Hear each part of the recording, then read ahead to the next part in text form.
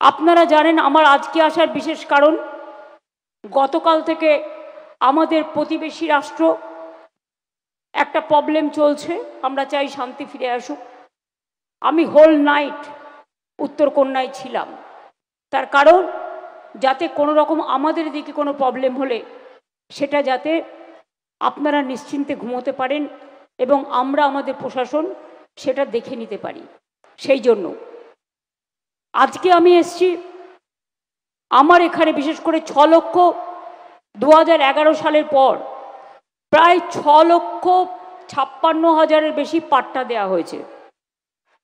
আজকে চা সুন্দরী প্রকল্পে 1,106টি পরিবারের হাতে, আলিপুরদুয়ার জেলার লঙ্কাপাড়া চা বাগানের 1,166টি পরিবারের হাতে চা সুন্দরী প্রকল্পে নির্মিত বাড়ির কাগজ দেওয়া হলো সবার জন্য, ইউনিভার্সাল। এরা মাঝে মাঝে আমায় দিল্লি বলে, আয়ুষ্মান কেন করছো না? কেন করব? তুমি দেবে 40 টাকা, আমায় দিতে হবে 60 টাকা। আর সেখানে পাবে কত? যাদের বাড়িতে স্কুটার আছে পাবে না, যার বাড়িতে টেলিভিশন আছে পাবে না, যার বাড়িতে একটা পাকা ঘর আছে সে পাবে না।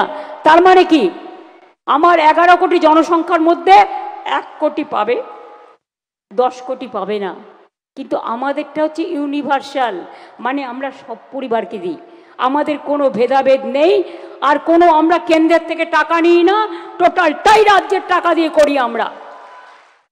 অনেক পরিযায়ী শ্রমিকের উপর অত্যাচার হচ্ছে বাংলায় কথা বললেই। আমি বলি বেশি করে নিজের ভাষায় কথা বলুন, আমি দেখি কত সাহস আছে কার, আর কত অত্যাচার করতে পারে।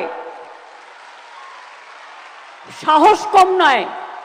আসাম থেকে নোটিশ পাঠাচ্ছে আলিপুরদুয়ারের রাজবংশীকে, আসাম থেকে নোটিশ পাঠাচ্ছে কুচবিহারে, জলপাইগুড়িতে, শিলিগুড়িতে।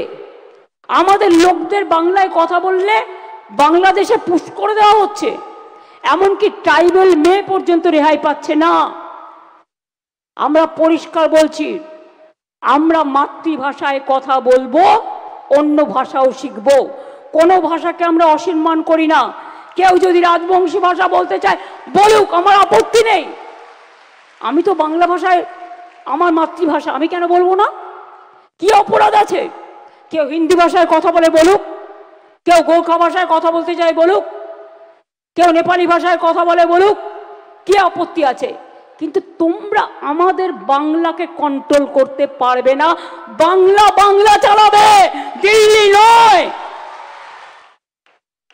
देश का नेता वही होता है जो देश को समझते हैं, देश के लिए समझदारी का काम करते हैं। और देश को नेता वो नहीं है जो जात पात में भाग करते हैं।